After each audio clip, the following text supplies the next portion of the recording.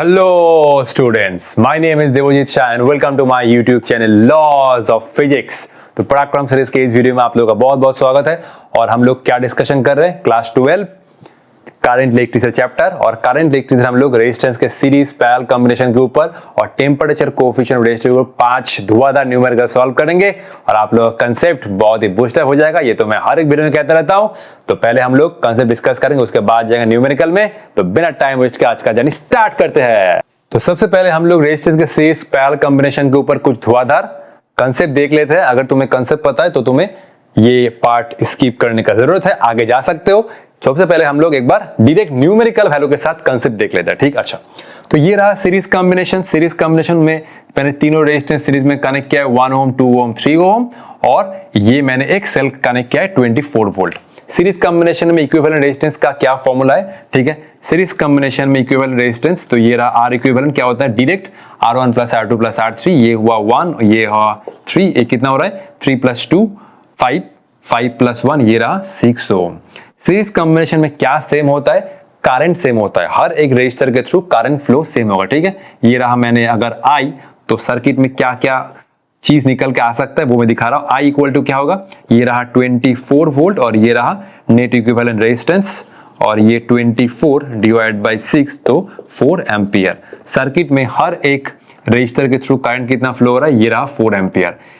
ये series combination में लेकिन पोटेंशियल डिफरेंस अलग अलग होता है। इसके अक्रॉस मैंने माना कि V1, इसके अक्रॉस मैंने माना V2, इसके अक्रॉस मैंने माना ये हुआ V3। सीरीज कॉम्बिनेशन में करंट सेम होता है लेकिन पोटेंशियल डिफरेंस अलग अलग होता है। सीरीज कॉम्बिनेशन को तुम एक बाहुभाई मेथड से आइडेंटिफाई कर सकते हो। देखो सीरीज कॉम्बिनेशन में क्या हुआ, मैं हूं ऐसे, मेरा राइट हैंड किसी और फ्रेंड के साथ मैंने पकड़ के रखा है और मेरा लेफ्ट हैंड मैं किसी और दोस्त के साथ पकड़ के रखा है। तो देखो एक्चुअली ये है, ठीक है। एक्चुअली फीस के टर्म में तो करंट सेम है, पोटेंशियल डिफरेंस अलग अलग है, लेकिन ये है बाहुभाई मेथड। मान लो कोई डायग्राम में तुम्हें सीरीज पैरेलल समझ में नहीं आ रहा है तो वहां पर तुम्हें देखना होगा कि एक्चुअली देखो इसका लेफ्ट हैंड बैटरी के पॉजिटिव के साथ कनेक्टेड है और राइट हैंड, ठीक है, इसके साथ कनेक्टेड है।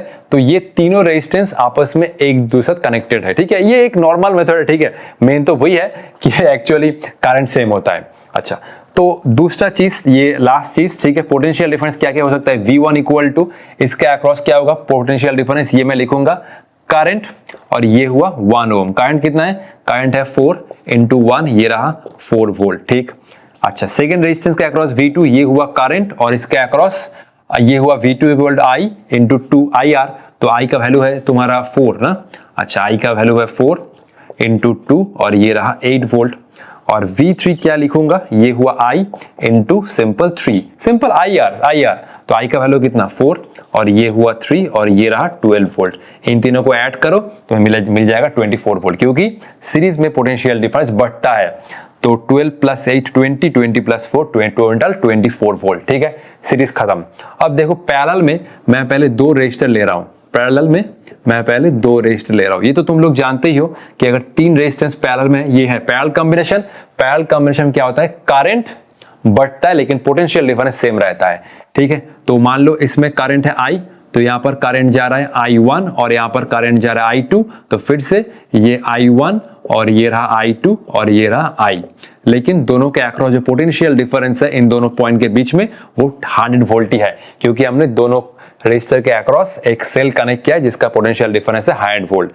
पैरेलल कॉम्बिनेशन में याद रखना करंट बढ़ता है, इसमें I1 इसमें I2, ऑब्वियसली 10-20 लिया है, करंट अलग अलग होगा लेकिन पोटेंशियल डिफरेंस सेम होता है। तो इक्विवेलेंट रेजिस्टेंस पैरेलल में क्या होता है, पैरेलल इक्विवेलेंट रेजिस्टेंस ये हुआ 1/Rp। मान लो मेरे पास 3 रेजिस्टर है, ठीक है, तो ये रहा 1/R1 प्लस 1/R2 और ये रहा 1/R3। लेकिन अगर 2 रेजिस्टर है तो, ठीक है, फॉर 2 रेजिस्टर तो 1/Rp क्या होगा, 1/Rp equal to 1/R1 plus 1/R2 equal to, अगर मैं इसका LCM करूं तो ये हुआ R1 R2 divide by R1 plus R2। देखो ध्यान से, अगर 2 रेजिस्टर होता है तो तुम डायरेक्ट कर सकते हो ऊपर मल्टीप्लाई नीचे ऐड।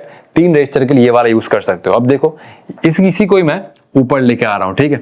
सपोज मान लो मेरे पास क्या है, दोनों रेजिस्टर का वैल्यू सेम है, R1 plus R2 equal to R। दोनों रेजिस्टर का वैल्यू सेम है और वो दोनों पैरेलल में है। तो आरपी क्या हो जाएगा, आरपी इक्वल टू, ये मैं लिखूंगा ऊपर multiply R into R divide by R plus R. तो ये रहा 8 स्क्वायर बाई 2R और ये रहा R बाई 2। ये रिजल्ट बहुत बहुत इंपॉर्टेंट है कि अगर दो रेजिस्टर पैरेलल में होता है तो इक्विवेलेंट रेजिस्टेंस क्या होता है, उसका आधा होता है, R बाई 2 आधा होता है। ठीक, इसको याद रखना। मैं एक बार ये वाला पार्ट इरेज कर लेता हूँ क्योंकि मुझे जगह चाहिए। ठीक है, तो इसको कॉपी कर लो।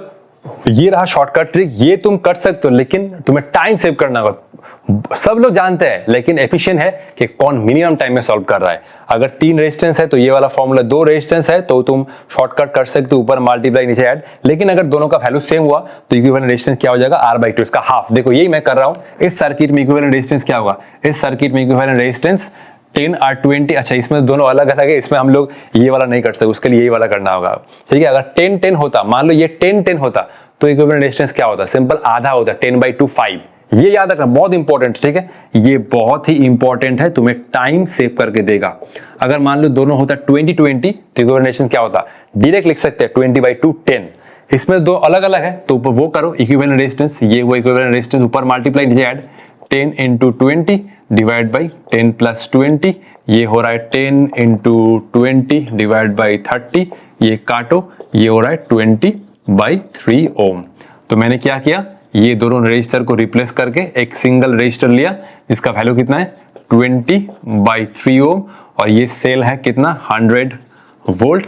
करंट फ्लो कितना होगा I, इसमें जो करंट है, तो दोनों रजिस्टर को मैंने सिंगल रजिस्टर में कन्वर्ट किया। सिंपल I इक्वल टू क्या होगा, ये हुआ 100 डिवाइड बाई नेट रेजिस्टेंस 20/3, ये हुआ तुम्हारा 100 इंटू 3 बाई ये हुआ 20, इसको काटिए और ये रहा 15 एम्पियर, ये रहा 15 एम्पियर। तो सर्किट में जो नेट करंट फ्लो हो रहा है वो कितना है 15 एम्पियर। अब मुझे निकालना I1 I2, क्या क्या क्वेश्चन में पूछ सकते, सब मैं तुम्हें एनालाइज करके दे रहा हूं with the help of data. ठीक, अच्छा उसके बाद तुम्हें देखो, उसके बाद अगर तुम्हें पूछेगा कि I1 I2 कितना है, I1 I2 के लिए तुम एक चीज कर सकते हो। ठीक, उसके लिए तुम क्या करो, सिंपल ये कर सकते हो कि I1 इक्वल टू क्या होगा, I1 ये हुआ तुम्हारा V अप्लाइड डिवाइड बाई ये हुआ R1। R1 क्या है, R1 ये V हुआ। अच्छा, इसको मैं साइड में रख रहा हूं। ठीक है, अच्छा सिंपल दोनों के अक्रॉस पोटेंशियल डिफरेंस तो कितना है 100 वोल्ट, तो सिंपल ये हुआ 100 और R1 कितना, R1 मैंने माना 10 है तो ये हुआ 10 एम्पियर। और I2 कितना होगा, I2 equal to V by R2, V कितना है, V है 100 और R2 कितना है 20 और ये रहा 5 एम्पियर। दोनों को ऐड करो, दोनों को ऐड करो, तुम्हें मिलेगा, देखो इसके थ्रू करंट फ्लो हो रहा है 10 एम्पियर और इसके थ्रू करंट फ्लो हो रहा है 5 एम्पियर, और सर्किट में कितना करंट फ्लो हो रहा था 15 एम्पियर। देखो ये रहा 15 एम्पियर, 15 एम्पियर से 10 एम्पियर फ्लो हो रहा है 10 ओम के थ्रू और 5 एम्पियर फ्लो हो रहा है 20 ओम के थ्रू। ऑब्वियसली ये रेजिस्टेंस ज्यादा है तो इसमें से कम करंट फ्लो हो रहा है। ठीक, और एक मेथड भी है, अगर तुम्हें मान लो पोटेंशियल डिफरेंस नहीं पता, ये है, देखो मैं लिख रहा हूं। ठीक है, फॉर 2 रेजिस्टर, फॉर 2 रजिस्टर। अच्छा एक काम करो, सबसे पहले ये चीज करो। ठीक है, मैं यहाँ पर जगह नहीं है तो इसको इरेज करके मैं फिर से लिख रहा हूँ। ठीक है, बहुत ही शानदार ट्रिक है। मान लो इसमें तो तुम्हें पोटेंशियल डिफरेंस पता था तो तुम ये कर सकते हो V by R1 V by R2, लेकिन मान लो तुम्हें पोटेंशियल डिफरेंस नहीं पता, नेट करंट दिया है, तो उसको पहले एक बार कॉपी कर लो, फिर हम लोग जा रहे हैं। ठीक है, आगे अब मजा ये है, मान लो सर्किट में पोटेंशियल डिफरेंस गिवन नहीं है लेकिन नेट करंट दिया हुआ है 100 एम्पियर। 100 एम्पियर में से इस रजिस्टर के थ्रू 10 ओम के थ्रू फ्लो हो रहा है I1 और R2 मतलब 50 ओम के थ्रू फ्लो हो रहा है I2। I1 I2 का वैल्यू चाहिए, कैसे करोगे, कैसे करोगे, यहाँ पर तो तुम्हें पोटेंशियल, तो अगर तुम ये वाला फॉर्मूला अप्लाई किया I1 equal to sir V by R1, दोनों के अक्रॉस तो कॉमन पोटेंशियल है, V कहाँ है भाई, V कहाँ है, कैसे करोगे। ठीक है, चलो इसके लिए शॉर्टकट ट्रिक ये है कि I1 क्या है 10 ओम के थ्रू करंट, तो क्या होगा नेट करंट, ये रहा I, ये रहा नेट करंट, I है तुम्हारा 100 एम्पियर, वो क्या हो जाएगा। ठीक है, I1 इक्वल टू I, तो इसके थ्रू जब निकाल रहे हो ये रहा अदर रेजिस्टेंस, ये रहा अदर रेजिस्टेंस, अदर रेजिस्टेंस मतलब ये हुआ R2 divide by sum of their resistance, ये हुआ R1 प्लस R2। ये है ट्रिक, जब तुम 10 ओम के थ्रू निकाल रहे हो लिखो net current I into other resistance, मतलब ये रहा R2 divide by sum of their resistance, ये है ट्रिक। तो मैं लिख सकता हूं I1 क्या हुआ, नेट करंट कितना है 100, अदर रेजिस्टेंस इसको भूल जाओ, ये हुआ 50 divide by sum of the resistance, कितना हुआ 10 प्लस 50, ये रहा 10 प्लस 50, तो ये रहा 100 इंटू 50 बाई 60, ये काटो, ये हुआ 500 बाई 6 एम्पियर। इसको मैं अभी नहीं काट रहा हूं। ठीक, अच्छा तो I2 क्या होगा, I2 करंट है 50 ओम के थ्रू, लिखो net current into I।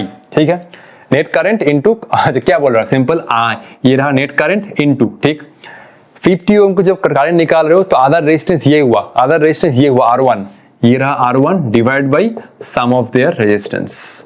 I कितना है, ये हुआ 100, R1 क्या है, R1 है तुम्हारा 10 और डिवाइड बाई नीचे 60, 50 प्लस 10, ये काटो और ये हुआ 100/6 एम्पियर। दोनों को ऐड करके देखो, दोनों को ऐड करो 100 ही आएगा।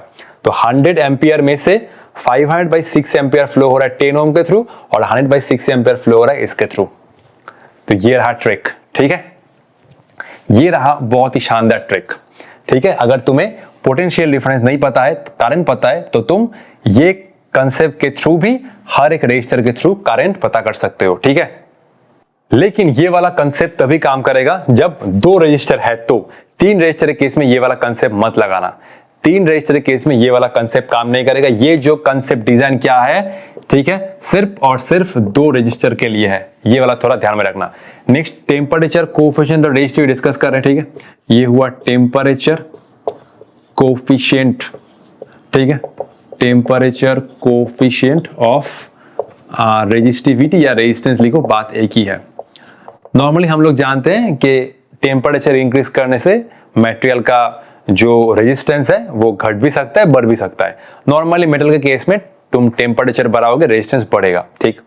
अच्छा तो देखो नॉर्मली, अच्छा मैं मान रहा हूं कि R1 जो रेजिस्टर है वो है 0 डिग्री सेंटीग्रेड पर कोई एक मटेरियल का, ठीक है। और ये जब R1 से ये मैंने लिखा R2 या मान सकते हो ये मैंने लिखा RF, ठीक है, ये मैंने माना RF और ये टेम्परेचर बढ़ के हुआ मान लो, अच्छा है ठीक है छोड़ दो, ये मैंने लिखा T1 डिग्री सेंटीग्रेड पर, ठीक है। तो initial temperature T1 degree centigrade है, T1 पर रजिस्टर R1 और ये मैंने माना कि जब तुमने टेम्परेचर को T2 डिग्री सेंटीग्रेड किया तो रजिस्टर R1 से R2 हुआ, ठीक है। तो ये मैंने टेम्परेचर इंक्रीज किया है, ठीक है, ये मैंने इंक्रीज किया है। तो T1 पर रजिस्टर है R1 वैल्यू और T2 पर वैल्यू है R2। टेम्परेचर बढ़ाओगे रेजिस्टेंस बढ़ेगा। तो R2 के साथ R1 का क्या रिलेशन है, R2 ये हुआ R2 इक्वल टू R1 और ये हुआ 1, अच्छा रे 1, ये रहा 1 प्लस अल्फा और ये रहा डेल्टा T, मतलब change in temperature. Delta T क्या होगा इसमें, T2 माइनस T1। मैं इसको ऐसे लिख सकता हूं, R2 इक्वल टू R1 और ये हुआ 1 plus alpha T2 minus T1, ठीक है। अगर टेम्परेचर बढ़ रहा है, अगर टेम्परेचर के साथ रेजिस्टेंस बढ़ रहा है तो उस केस में अल्फा क्या होगा प्लस, और अगर घट रहा है उस केस में माइनस। इसके लिए एक प्रॉब्लम मैंने डिजाइन किया, आगे बहुत शानदार है। कुछ मटेरियल का टेम्परेचर बढ़ने पर रेजिस्टेंस घटता भी है तो उस केस में ये माइनस साइन होगा, ठीक, R1 माइनस अल्फा, ये रहा फॉर्मूला, ठीक।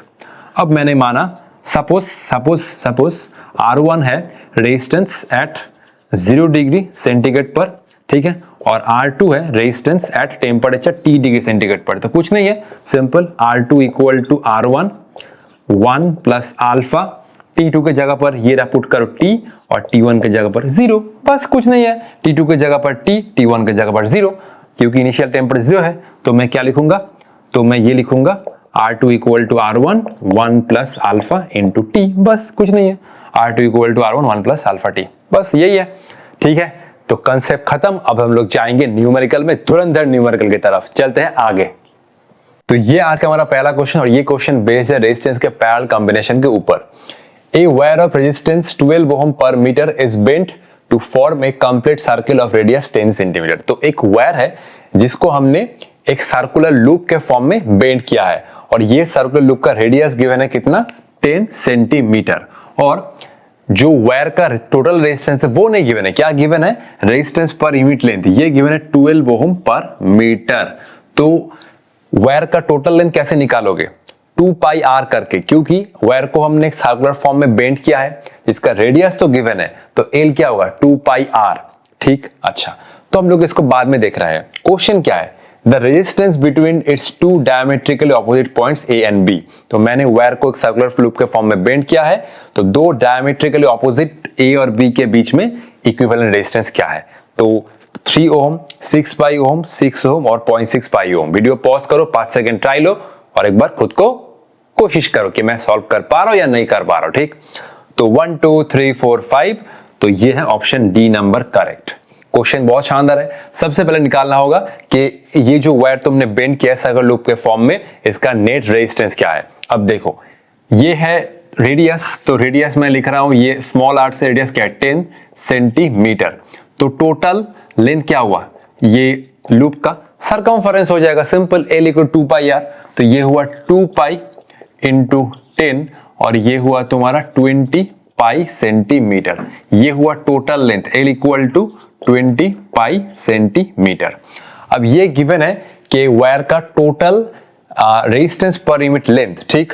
तो ये हुआ रेजिस्टेंस पर यूनिट लेंथ, ये हुआ तुम्हारा 12 ओम पर मीटर, 12 ओम पर मीटर। तो रेजिस्टेंस पर यूनिट लेंथ, इसको मैं सेंटीमीटर में कन्वर्ट कर रहा हूं, 1 मीटर इक्वल टू 100 सेंटीमीटर। तो मैं L को उस साइड मल्टीप्लाई कर रहा हूं, 12 ओम बाई 100 सेंटीमीटर इंटू L। तो ये हुआ 12 ओम बाई 100 सेंटीमीटर। और इस सर्कुलर लूप का टोटल लेंथ कितना है, टोटल लेंथ कितना है सरकमफेरेंस, ये हुआ 20 पाई सेंटीमीटर। तो ये हुआ 20 pi centimetre, centimetre centimetre cancel, अच्छा 0 से 0 कैंसिल, 2 से 10 कैंसिल 5। तो ये आया 12 पाई बाई 5 और ये रहा ओम। तो ये जो वायर का नेट रेजिस्टेंस है वो है 12 पाई बाई 5। मैं एक बार चेक कर रहा हूं, 0 0 कैंसिल, 2 0 5, तो 12 पाई बाई 5। ध्यान से देखो ये वायर अगर हो रहा है, ठीक है, इसमें आधा पार्ट है ऊपर, आधा पार्ट है नीचे। अगर टोटल रेजिस्टेंस R है, अगर टोटल रेजिस्टेंस R है तो इसका ये ऊपर वाला पार्ट का रेजिस्टेंस है कितना है R/2 और नीचे वाला पार्ट का रेजिस्टेंस कितना है R/2। और ये कौन सा कॉम्बिनेशन है, पैरेलल, क्योंकि पैरेलल कॉम्बिनेशन में क्या हो रहा है, पैरेलल कॉम्बिनेशन में मेरा दो दोस्त है, ठीक, मेरा लेफ्ट हैंड उसके लेफ्ट हैंड से कनेक्टेड है, मेरा राइट हैंड उसके राइट हैंड के साथ कनेक्टेड है। तो देखो ध्यान से, ये दोनों वायर का एक एंड A पॉइंट पे ज्वाइन है और एक एंड क्या है B पॉइंट पे ज्वाइन है, ठीक। तो सिंपल ये दोनों रेजिस्टेंस पैरेलल कॉम्बिनेशन पे है और पैरेलल कॉम्बिनेशन पे दोनों ही रेजिस्टेंस क्या है, वैल्यू इक्वल है। तो क्या होता है, डायरेक्ट लिखूंगा ऊपर मल्टीप्लाई और नीचे होता है एडिशन। और मैंने तुम्हें यह भी सिखाया था कि दोनों इक्वल रेजिस्टेंस अगर पैरेलल में होता है तो क्या बन जाता है, हाफ हो जाता है, हाफ। तो इतना कैलकुलेशन करने का झमेला ही नहीं है। अगर ये R और R होता क्या होता है, इक्वल रेजिस्टेंस R/2, तो ये R/2 और R/2 पैरेलल में तो क्या हो जाएगा, सिंपल R/4, जो रेजिस्टेंस है उसका हाफ। तो ये मैं लिखूंगा हाफ और ये रहा R/2, ठीक है। अगर ये R होता पैरेलल में तो R/2 पैरेलल में, इसका हाफ हो जाएगा। तो हाफ इंटू R/2, ये हुआ तुम्हारा R/4। R का वैल्यू कितना है, ये हुआ 12 पाई बाई 5 इंटू 1/4। चेक करो, ये काटो और ये हुआ 3 पाई अपॉन 5। 3/5 कितना हुआ 0.6 पाई और ये रहा ओम। ये रहा option D number 100% correct. Question बहुत ही शानदार था, ठीक है, तो इसको कॉपी कर लो। चलते हैं और एक धुआंधार क्वेश्चन पर। तो ये आज का हमारा सेकंड क्वेश्चन और ये क्वेश्चन बेस्ड है पोटेंशियल मेथड के ऊपर। ध्यान से देखो, क्वेश्चन बहुत ही शानदार है। ये एक कॉम्बिनेशन है, इस कॉम्बिनेशन का तुम्हें इक्विवेलेंट रेजिस्टेंस निकालना होगा। बहुत सारे रेजिस्टेंस है, ठीक है, कौन किसके साथ सीरीज पैरेलल में है। नॉर्मली इस डायग्राम को देख के एनालाइज करना बहुत टफ है, तो इसलिए मैं एडवाइस करता हूं पोटेंशियल मेथड का यूज करो।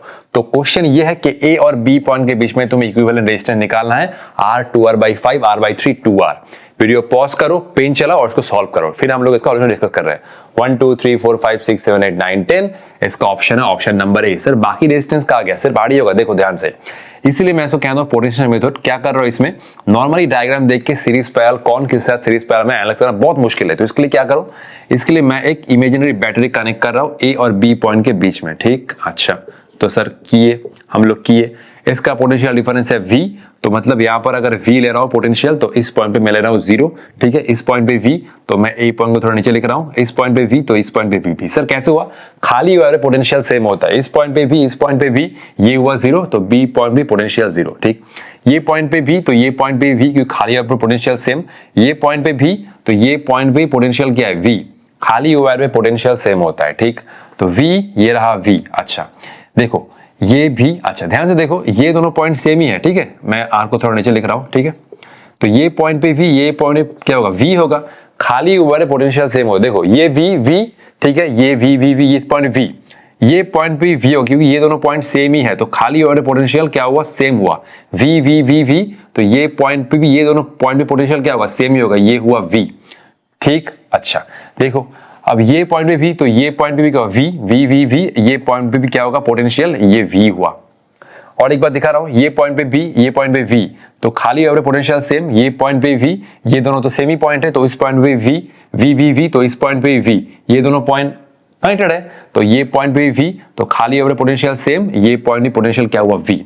अब ध्यान से सोचो, ये रेजिस्टेंस दोनों सेम पोटेंशियल के बीच में है, मतलब V और V, पोटेंशियल डिफरेंस क्या है, जीरो, करंट ही फ्लो नहीं होगा, मतलब ये वाला रेजिस्टेंस क्या हुआ, इसका इफेक्ट हम लोग कंसिडर नहीं करेंगे। ठीक, ध्यान से देखो, ये दोनों रेजिस्टेंस क्या हुआ, शॉर्ट सर्किट। शॉर्ट सर्किट मतलब ये दोनों रेजिस्टेंस के बीच में पोटेंशियल डिफरेंस क्या है, जीरो, V माइनस V, तो इसका भी इफेक्टेड, नेग्लेक्टेड। फिर क्या हुआ, देखो ये दोनों रेजिस्टेंस के बीच में V माइनस V, देखो पहले ये वाला रेजिस्टेंस, ठीक है, ये रेजिस्टेंस V माइनस V क्या हुआ, zero, short circuit, current flow नहीं होगा। इन दोनों के बीच में V माइनस V, ये रहा V और V माइनस V जीरो, ये दोनों रेजिस्टेंस कैंसिल, इसका इफेक्ट कैंसिल।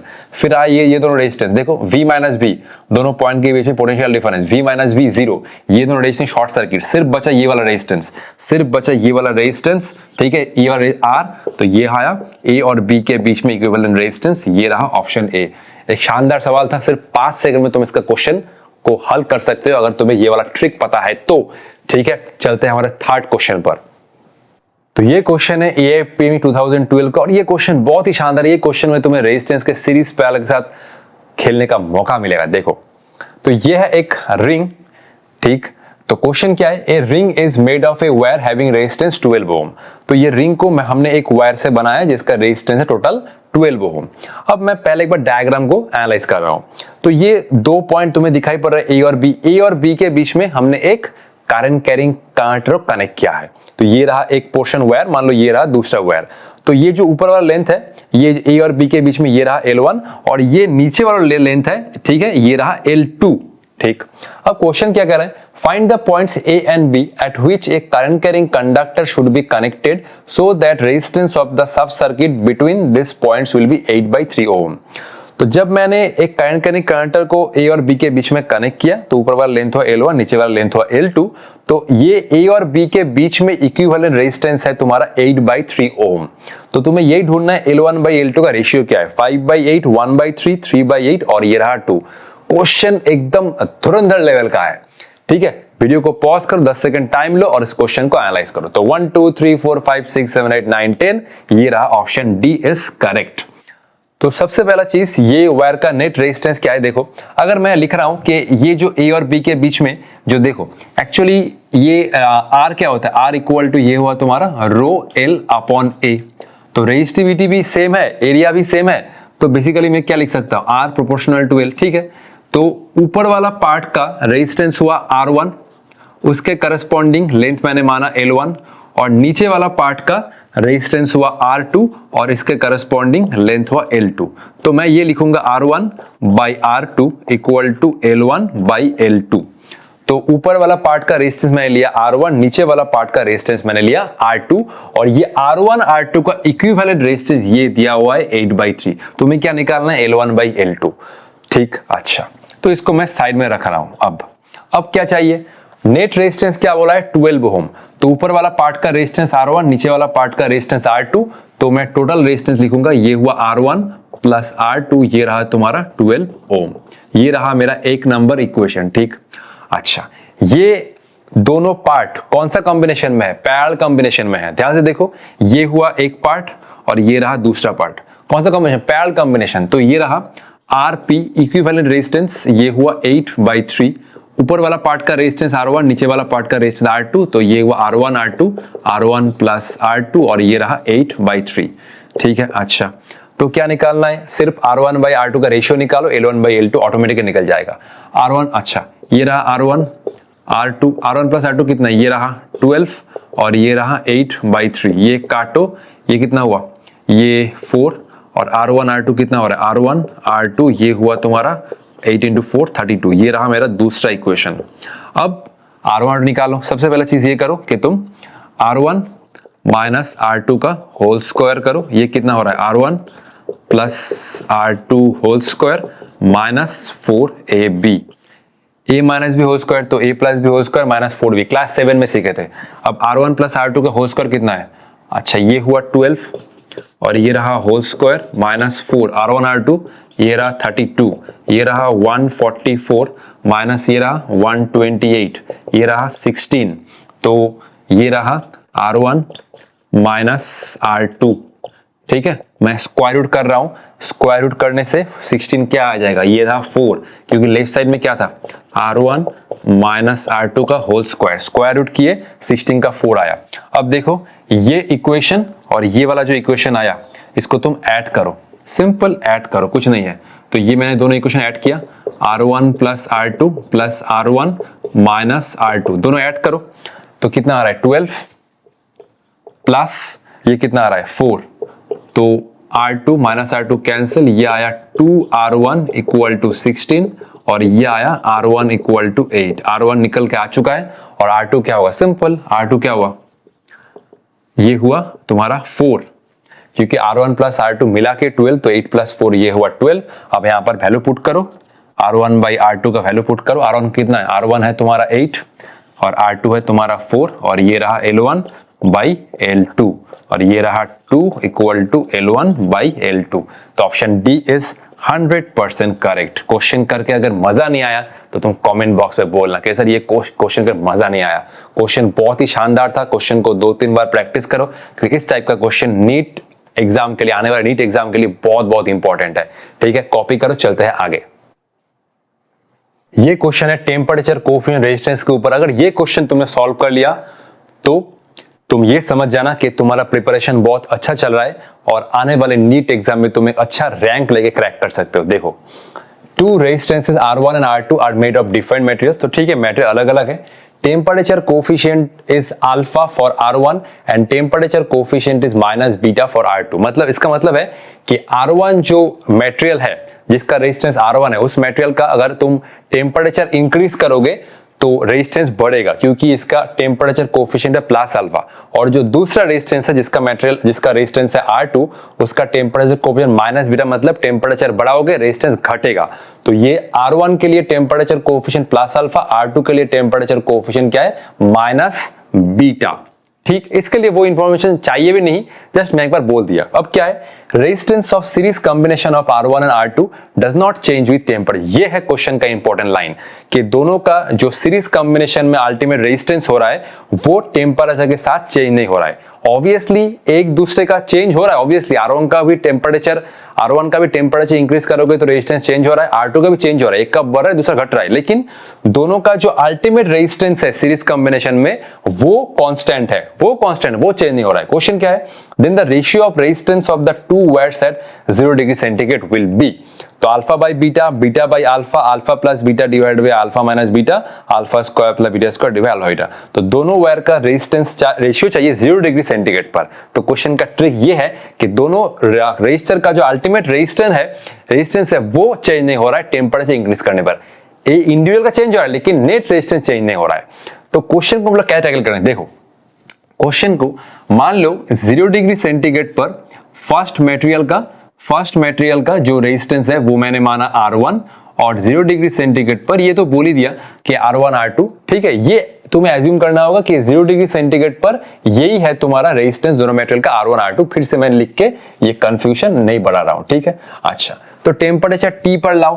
ठीक है, एट टेम्परेचर ये रहा T, तो फर्स्ट मटेरियल का रेजिस्टेंस मानो हुआ R1 प्राइम, ये मैं लिखूंगा R1 और ये हुआ 1 प्लस अल्फा और ये डेल्टा T की जगह पर क्या लिखूंगा मैं? अच्छा चलो टेम्परेचर डेल्टा T बढ़ा दो, ठीक है कोई दिक्कत नहीं है। तो ये हुआ अल्फा डेल्टा T। तो फर्स्ट मटेरियल का ये रहा फाइनल रेजिस्टेंस जब तुमने डेल्टा T टेम्परेचर इंक्रीज किया, R1 prime equal to R1 1 plus alpha delta T। R1 क्या है? 0 डिग्री सेंटीग्रेड पर फर्स्ट मटेरियल का रेजिस्टेंस। और सेकंड मटेरियल क्या होगा? R2 से चेंज हुआ R2 प्राइम, R2 क्या है? 0 डिग्री सेंटीग्रेड पर सेकंड मटेरियल रेजिस्टेंस और ये हुआ 1 माइनस बीटा डेल्टा T। ठीक है, क्योंकि इसका टेम्परेचर कोएफिशिएंट है माइनस बीटा।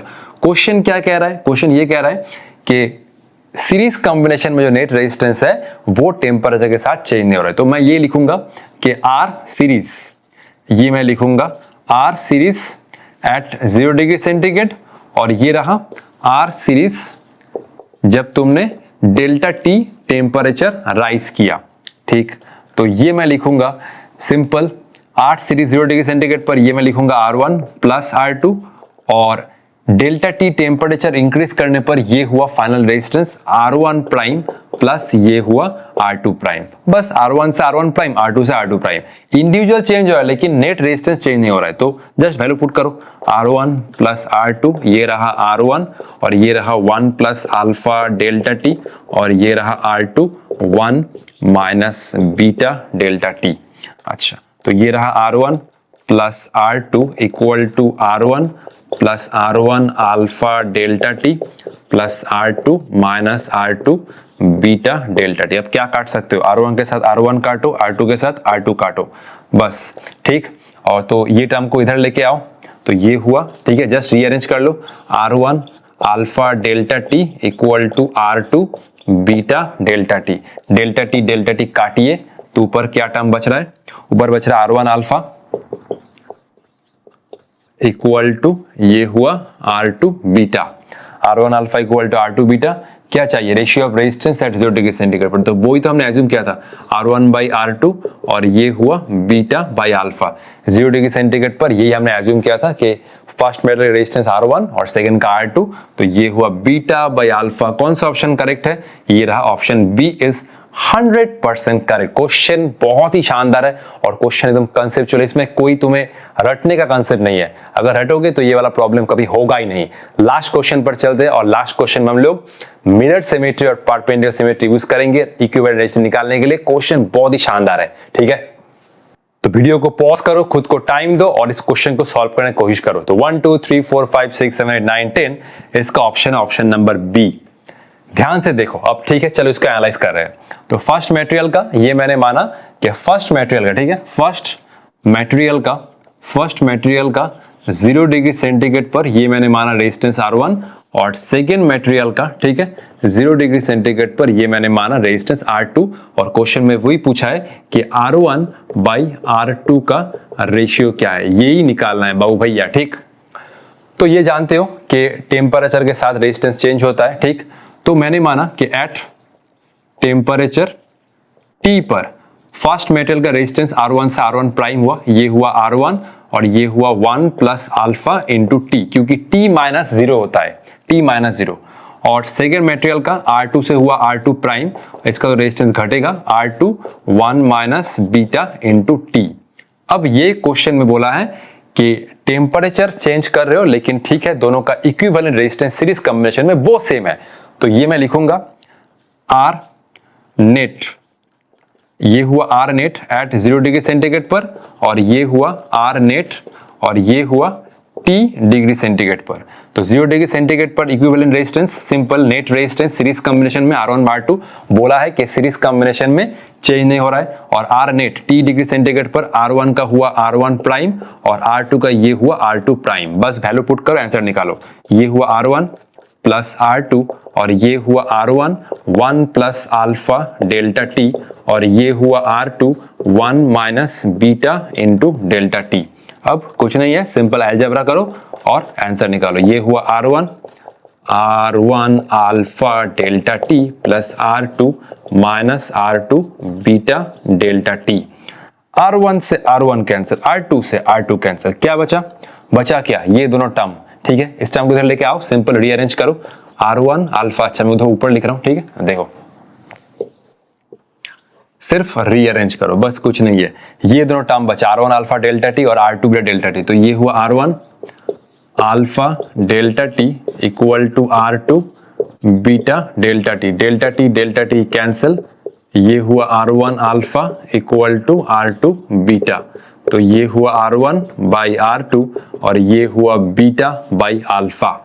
तो क्वेश्चन कैसा लगा एक बार कमेंट बॉक्स में जरूर बताना कि सर क्वेश्चन करके मजा आया। ठीक है, ये रहा इसका कंसेप्ट, इसमें कोई तुम्हें शॉर्टकट काम नहीं करेगा।